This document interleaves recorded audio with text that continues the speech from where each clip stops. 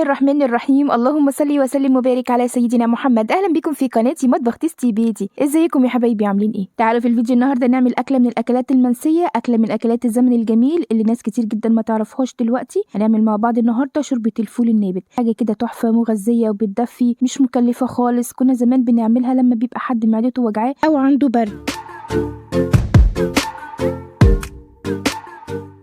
هاتي نص كيلو من الفول واختاري الفولة البيضة الكبيرة الحلوة دي، وبننقعه في المية لمدة يومين، وخلال اليومين بتغيري المية عليه مرتين في اليوم. بعد كده بنشطفه وبنلفه في فوطة مطبخ نظيفة وبتحطيه في المطبخ عندك. كل الفوطة ما بتنشف بترشي عليها شوية مية خفاف لحد الفول ما يطلع معاكي النبتة بتاعته. الفولة نبتت وطريت معاكي كده كويس جدا. هنبدأ دلوقتي بقى نطبخها. هنغلي المية على النار وبعدين نحط فيها واحدتين من الطماطم، وبحط شوية من البصل الصغير ده، بيبقى حلو جدا مع الفول لما بيتسلق معاه كده، ممكن تاكليه لوحده. بعد كده بنزل بالفول النابت وبعدين بحط له التوابل بتاعته. التوابل بتاعه الفول النابت حطيت نص معلقة من الفلفل الأسمر ومعلقة كبيرة من الكمون، وزودي الكمون على الفول عشان بيمنع الانتفاخات بتاعه البقوليات، وكمان بيعالج المعدة لو حد معدته تعبانة. بس كده بنغطي عليه لحد ما يستوي. بيقعد تقريبا على النار حوالي ساعة، ساعة وربع، وما بنحطلوش اي ملح غير لما يستوي. الفول استوت معايا اهي، بقت طرية زي الزبدة.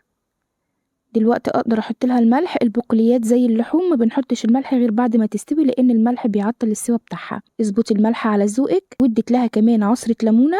انا ما بحطش الليمون على الشوربة دلوقتي غير بس عشان يفتح لونها، انما الليمون عارفين طبعا ان فيتامين سي لو اتعرض للحرارة خلاص مفعوله بيبطل، فبنحطه واحنا بناكل. انما الليمونه اللي بعصرها دي بس عشان تفتح معايا اللون.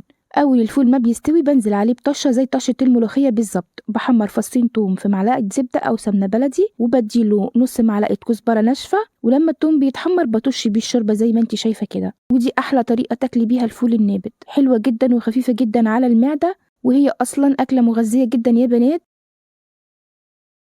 وبتدفي. انا عن نفسي باخد المج ده كده قدام اي مسلسل بقى وعيش.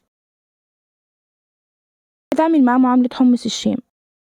ممكن طبعا تكليكة وجبة كاملة بتحطي جنبه عيش محمص أو شوية من الرز الأبيض، وبيبقى غدا كامل.